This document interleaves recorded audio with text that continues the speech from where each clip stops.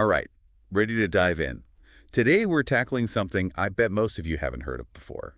Bumuntu. Yeah, it's not exactly a household word. Right. But we've got two sources that make it super interesting. One's kind of academic, laying out the philosophy. Mm. But the other, oh man, that one goes deep into ancient traditions, almost hinting at a mystical side. A really fascinating combo. It shows how broad this concept really is. Exactly. So our mission today, we got to figure out, is Ubuntu just another one of those feel-good philosophies, or is it something more? Like, could it actually be a way to, I don't know, live better, build a better world, that kind of thing? Let's find out. Okay, so first things first. What is Ubuntu? Our sources seem to agree on some key values, all right? Kindness, justice, integrity, solidarity. Yeah, those are definitely central. But I think Ubuntu goes deeper than just being a good person? Okay, so it's not just a checklist of be nice stuff. It's more like a worldview, how you understand your place in the world and how everything's connected.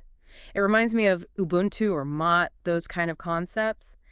Seeking harmony within yourself and with everyone around you. So less about being good, more about understanding how you fit into the good, if that makes sense. Exactly.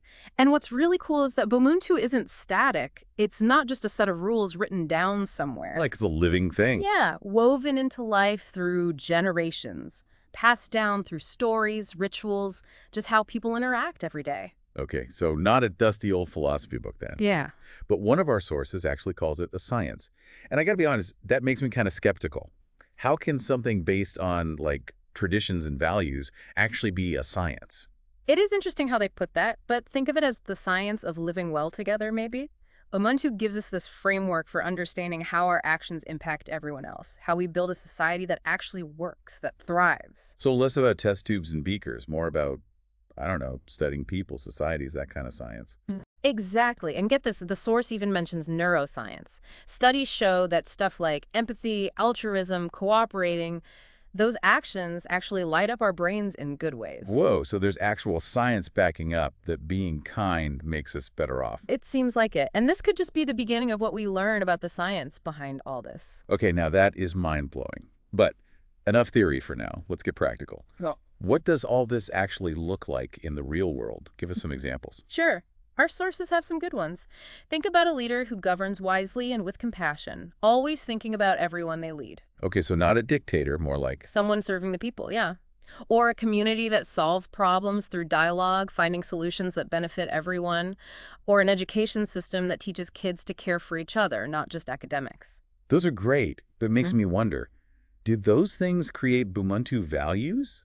Or are they, because people already have those values? It's like, what came first, That's a really good question, and it shows how complicated this is. It's probably a bit of both, honestly, like a cycle where they feed into each other.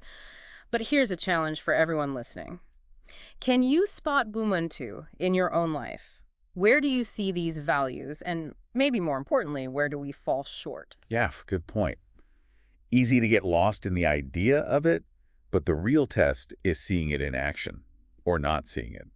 And speaking of getting real, let's talk about that more mystical side of Ubuntu. Oh, yeah, this is where things get really interesting. Our source connects it to these ancient Congo traditions, even linking it to the Egyptian idea of Mat. Right, it's not just what you know, it's how you know it, like becoming a bearer of light, that kind of thing. Okay, that source gets pretty out there with its language, talking about beings from another dimension and stuff. I'm not sure what to make of that. It is definitely bold, Mm-hmm. but I think it gives us a glimpse into how powerful some people see this. It's not just a philosophy, it's a way to connect to something much, much bigger. So we're seeing two sides of this coin, one grounded in science and what we can see, the other dipping into the spiritual side. But both saying this is way more than just a simple philosophy. Exactly. And maybe those two sides aren't so separate after all. Maybe they're just different ways of looking at the same truth.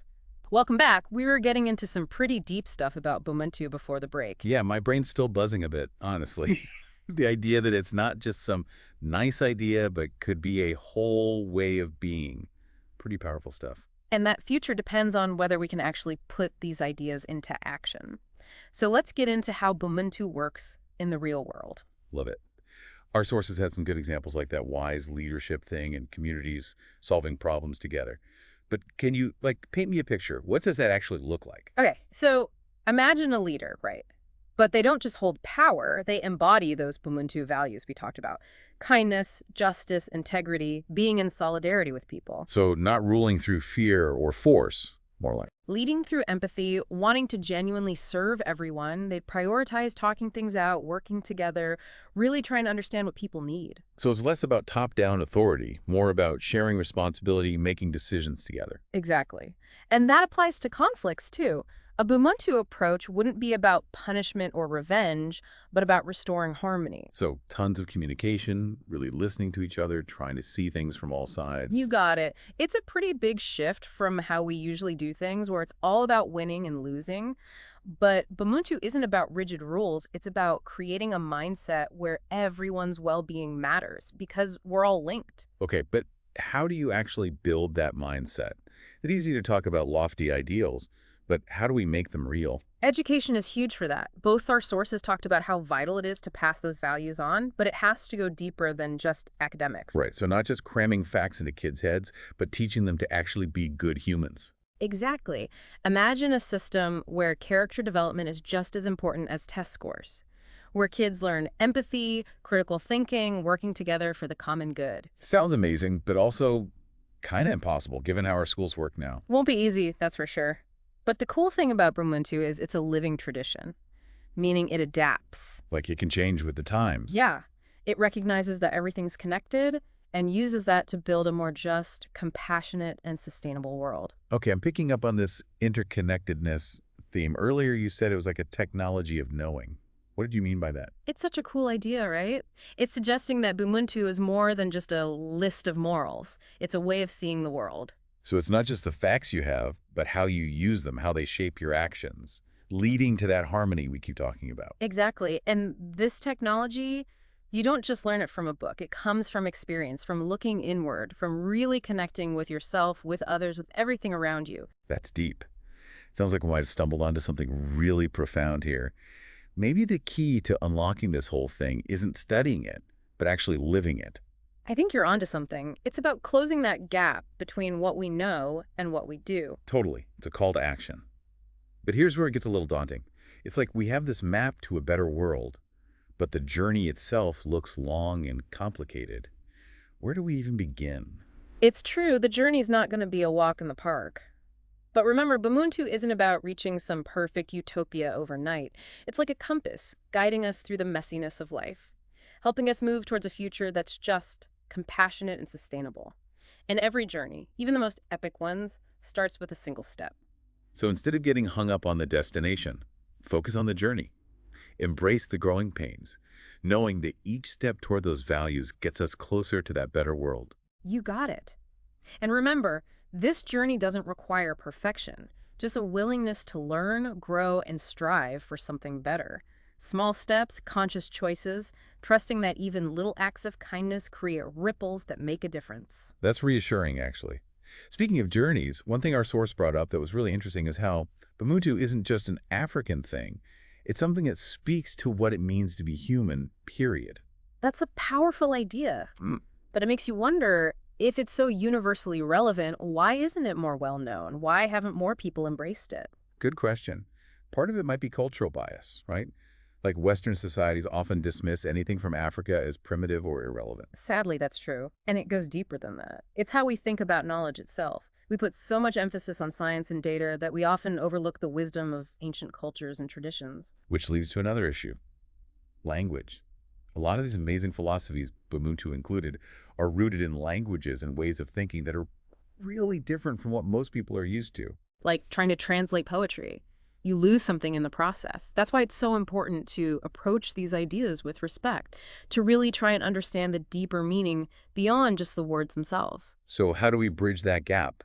How do we bring Ubuntu and other philosophies like it to a wider audience? It's going to take a big shift in perspective, a willingness to listen with open hearts and minds. We need to decolonize our understanding of knowledge, recognize that wisdom comes in many forms. So expanding our definition of what counts as valid knowledge, seeing the value in diverse cultures and perspectives. Exactly. And maybe the key to truly understanding Ubuntu is embracing that diversity, seeing that each perspective, each tradition, each person holds a piece of the puzzle. It's like all these ancient philosophies, even though they come from different places and times, are all pointing towards the same truth.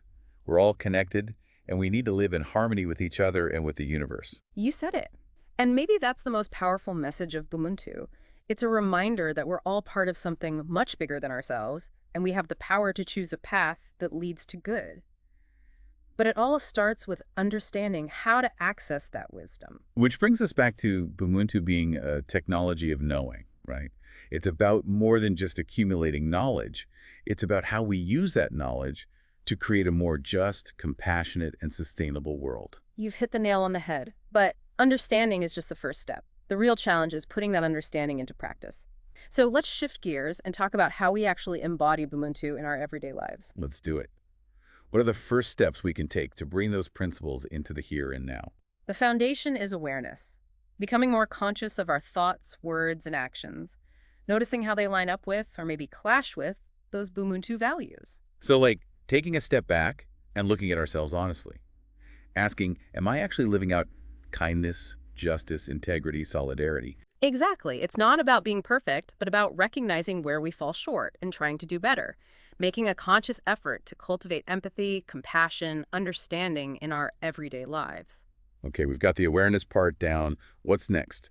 How do we go from thinking about those values to actually doing something? That's where intention comes in. It's about making a choice on purpose to act according to those principles, even when it's hard, even when it pushes us out of our comfort zones. So we can't just think about it. We got to actually put it into practice. Exactly. Choose kindness instead of judgment, compassion instead of indifference, working together instead of competing. Seek to understand instead of judge, build bridges instead of walls. That sounds like a huge shift in perspective, putting connection and shared humanity ahead of personal gain and self-interest. That's the heart of Bumuntu.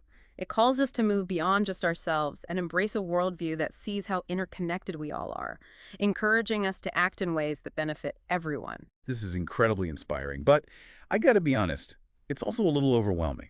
Like we're being asked to completely change how we exist in the world. I hear you. It can feel like a lot. That's why it's so important to be patient with yourself.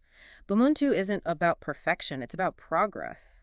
Small steps, conscious choices, and trusting that even little acts of kindness have a ripple effect, making things better for everyone. So we're back. And I got to say, even after all this talk about Ubuntu, I'm still kind of stuck on how to actually live it, in a world that often feels like it's working against those values. Yeah, that's a real struggle. It shows why digging into Bumuntu matters so much. It's not some quick fix. It's about constantly trying to align yourself with those values, even when it's tough. One thing we haven't really talked about is, what does a Ubuntu world even look like? Like, if these ideas were actually put into practice, what would change in the real world? That's where we got to use our imagination, right? Picture a world totally different from what we have now. Bumuntu-driven means we prioritize things like cooperation instead of competition, empathy over judgment. Everyone's well-being matters, not just a few people's.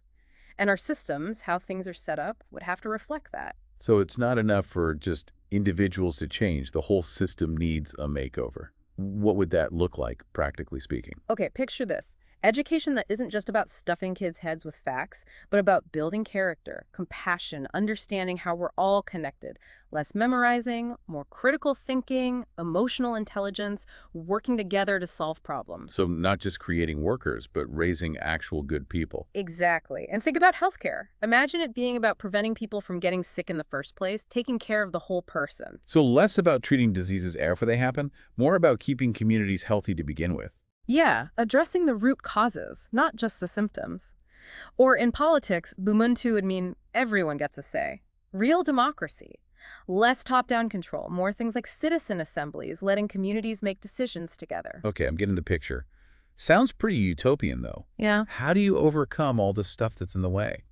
The people in power, the systems that benefit from things staying the same. It starts with changing how people think. We got to realize that the systems we have now aren't working for most people or for the planet. So waking folks up to the fact that things can be different. Exactly. Giving them a glimpse of that better world, that Bumuntu world, where everyone has a chance to thrive. Okay, I'm on board. But where do we even start? What are the actual steps to making this happen? We start right where we are. In our own lives, our communities, we live those values in how we talk to each other, how we do our work, how we treat people. We become the change. Walk the walk, not just talk the talk. Yeah. Speak up for what's right, even when it's hard. Support others who are trying to build that better world. It's a lot, isn't it? Feels overwhelming, but kind of hopeful, too. But honestly, what gives us hope when there's so much bad stuff going on in the world? How do we not just give up? To me, hope isn't just believing things will get better. It's a choice, a promise to keep working towards that, even when it's tough. So even if we don't see the results right away, we got to keep believing it's possible. Exactly. We find inspiration in the good stuff that is happening, the kindness, the courage all around us. We're not alone in this. There's a whole history of people who dared to dream of better and actually worked to make it happen. It's like all those little acts of good add up to something bigger, like weaving a tapestry or something. I love that image. Reminds us that even the smallest things contribute. We're all connected, our actions matter, and we really can build a world that's more just, compassionate, and beautiful. Well, I think we've reached the end of our deep dive into Ubuntu. Feels like we barely scratched the surface, but it's definitely clear this is way more than just some philosophy. It's about how to be better humans and how to build a better world. Couldn't have said it better myself. If any of this has sparked your curiosity, definitely go check out those sources. See how you can weave these ideas into your own life. Because Bumuntu is alive, it keeps evolving. It's on all of us to keep that wisdom going. Yeah, find ways to make it relevant to the problems we face today. Keep working towards a world where everyone has a chance to truly thrive. Thanks for joining us on this journey. Remember, we're all connected. What you do matters. And we have the power to choose a path that leads us to a brighter future. Until next time, keep searching, keep learning, keep diving deep,